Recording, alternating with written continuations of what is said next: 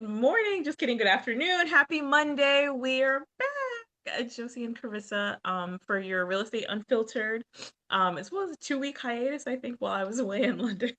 Yeah, It was a I thought workcation. about, I literally thought about getting on by myself and I was like, all right, people already think I'm crazy. If I'm going to sit here and have a unfiltered conversation with myself, they're really going to start talking about me. But See, I would have been like, y'all gonna get me and y'all gonna get my random thoughts and rants for the next 10, 15 minutes. yeah, But no, I mean, I'm glad that you took a little bit of a break because what we do behind the scenes, we do a lot. And so Carissa was already running like our ops community and other things on her own. So like this was something that could pause. And yet we're back. And so what do I wake up to on this Monday morning? News that Real is buying Remax? Like, what the what? I mean, yes. yeah, Does it affect me personally? No, no. Deep down, it matters to me nothing because I'm with KW. And yet, like, Carissa is with Real. She's the broker or assistant broker, or whatever the title is in the state of Georgia. So I was like, yeah. let's see what inside scoop that we could get legally that she can share and just Right. talk about it. No, I mean, like anything I know, y'all know, because whatever I know is publicly known because we are a publicly traded company. So while some people may think, oh, you knew about this, did not know. I woke up to the news this It morning. actually feels a little bit like a jip. Like, how you the broker and they don't like give you guys, I don't know, a 24-hour heads up I before. mean, for real, like I would have signed an NDA and just been like, okay, cool. NDA, I won't say anything for 24 hours, but it would have been great to know in advance, but it's all good. I understand why the moving parts work the way they do, you know. Right. And I say all that to say, first of all, I preach to everybody not to check your email, your phone, your all those things in the first thing this morning. And just so happened this morning, don't know, I do know why, because I went to the Bruno Mars concert. So I was looking for pictures last night from last night. So that's really why I got on. But that's the first thing I saw, and I was like, oh, I don't, this can't be real. So no pun intended. So I went. I went and did my research and I was like, oh, okay, it is real. And shortly after I saw that, I did get a notification from our owner and he let us know what was going on. But ultimately, like going back to what you said, like it doesn't affect me, so it is what it is. I kind of want everybody to feel that way. It doesn't affect you. Right. Like it doesn't even matter if you're with Real, if you're with Remax, if you're with Keller Williams. Like I want you guys to know you could be great wherever you are, and who you tie yourself to is more of the resources that are available to you in your business and what works for you, right? Because Right. remember, you're a business owner. You chose to get into this industry to be a business owner. So, with all that being said, it is what it is. It's a great opportunity for the business owner who is the owner of Real, and it is a great opportunity. Possibly, it could go either way. We never know, but it's a possibly a great opportunity for Remax and Real Agents because we will be one of the largest, if not the largest, technology slash brokerage and international and all that. Because I mean, combining our agents with what Remax has is huge. It is huge, and we bring two different, when I say completely different, um, Mod. worlds. Yeah. Like Yeah. completely. Like Yeah. Remax is very old school, not in a bad way. Anything could be, Traditional. Yeah. yeah, that's what I would Working with say. the Traditional. originals, if you will, the OGs. Yeah. Yes, and real is not. Right. So, um, So from that perspective, though, like because so if anybody, it'll impact Remax, and I'm curious if you know, like, because Remax does have brick and mortar locations mhm, versus Real is purely cloud based. So like if you're with Remax, and if you've never heard of Real, then like that could be a little bit of a because there are people who do like to go to the office. So do you know if they're going to keep as yeah, have they announced if they're yep, keeping the physical yep. Remax?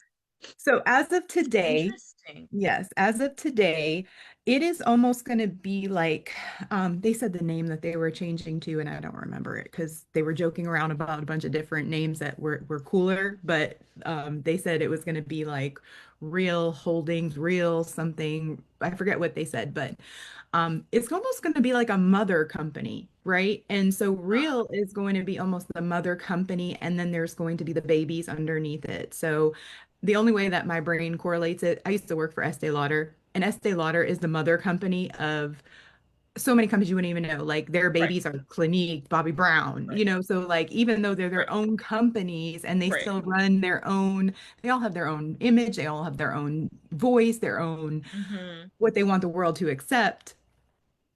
Same thing with Real as of right now. As of Right, today, when we got off our town hall, it was announced that everything for the most part is going to be very this for real, especially for real agents, is like we're not taking on the balloons, onto our image, and it's right. not Your going to be any. branding and stuff. No, that makes perfect Yes. sense actually. I mean, Um, that's actually really smart for yes. the model to move forward for them. Yeah. Yes. And so as of today, it is going to be like if the franchisees, because they do have to talk to all the franchisee owners and the all of that, because they didn't agree to this. Like they signed up for something that did not look like this. So now they have to approach it and work through it and figure out what that looks like for them. But currently they're the ones who pay. It's not Remax corporate that's paying for like the buildings and things. Those are the franchisee owners that are doing that. So while at some point they probably will figure out a way to make it like a hybrid model for both companies, right now it will be separate, right? The good thing for Remax people though, once the acquisition is completed, which they have all the promissory things in place that it is going to happen, but it's not final till it's final. We all know that we're in real estate, so it is not final till like they are leaving the closing table because we know everything can change. At some point, Remax will be able to utilize our platform, which is amazing. So it's just in all of our technology. So they are going to be able to utilize all of that. And um, even if we're like, we were asking, like, okay, so we're not international yet. We are in Canada and in the United States, but we are not international. And we were like, so we're real agents. What does that look like? We were told like we are still not international as real agents, even though our Remax buddies are. But it is going to enable us to quickly get on to an international level because of the acquisition. They did it. They've already Right. done it. They're like, Right. Now you have the model. yes. Right. And one of the other questions that came up, they were like, well, how does that work? Like, so because people were talking about stocks and stuff, like, all of that. So Remax stock is higher than Real. So how are this baby company with 36,000 agents buying a company of 145,000 and their stock is worth, I mean, quadruple, maybe even more, like 10 times as much of ours. Ours is like two something a stock share, and then theirs is like 13 or whatever it was. Um, because we are a debt-free brokerage. And so when you look on paper valuation and the growth that we've had, it makes sense for our model to figure out what the next move is. Either A, this is my opinion. This does not come from corporate, but I look at it as either A, we're going to get bought by somebody because we look good on paper, or B, we're going to purchase somebody that might be, I'm not saying struggling, but our industry is struggling in general. Like we are going through some Right. growth and bumps and bruises. So it's like, why not merge together? Like, why can't here we go. We they pulled a Josie and Carissa, Josie. They pulled a Josie and Carissa. Oh, Like hey, is that why they decided? They was like, look at these two doing what they doing. We should really take a page. No. I mean, for real, like why not do it together and be like great together? Like put two different like similar practices, maybe Yeah. slightly different approaches, but we're trying to accomplish the same thing. So why are we fighting against each other when Right. you bring this awesomeness, I bring this awesomeness, and together we are just going to dominate. And Mm-hmm. um ultimately that's really how I see it. I'm excited for it because it is what it is Yeah, it's because opportunity potentially, and you never know yeah, what doors it might open. It actually, as you're explaining it in the parent company and everything, it really makes me think of what Ben Kinney did with Place. So like, a lot of you similar. guys know our team joined Place a couple years ago now. Um, and Ben used to be like KW, right? And Place is an entity, if you will, that is brokerage agnostic. Any team can apply to join with Place, right? They only have like top producers, as far as I know, that they allow like in their ecosystem, if you will. So you do have to apply to be like a Place partner. But at this point, I'm not even sure the last numbers. Like we were 300 something, and I'm Mhm. pretty sure they're over 500 something teams, maybe even like double that because of the fact that, it was a couple of years ago at this point. Right. And I know that they've been growing at a rapid level, but under Place, we have access to things like Brivity, Land Voice, like Ben Kinney, like Place bought those. Ben Kinney and Chris Suarez are the two owners. Mhm. Um, and part of their goal is that eventually like they're going to go public, right? Like they're working on some of that as well to become like a publicly traded entity. And just Mhm. imagine like they bought Remind, for example, and Envoy Mortgage, right? Like, so these are now companies within kind of the Place brand, if you will. So as a Place partner, we have access to all of these amazing companies and tools, right? And it's up to us to plug in. And the potential growth and like different ways that you can like plug into that. And those are just a few of the big ones that Mhm. most realtors anyways would know, right? There's a ton of other ones like title companies, and there's another mortgage bank that I don't remember, and there's a lot. Um and that's what that makes me think of, right? So Yeah. if you're looking to kind of grow, and so as real cloud brokerage, you're like, well, unless I'm merging with EXP, like how can I continue to really grow like on an epic big scale? And this gives them the ability to do that. So it's pretty Yeah. cool.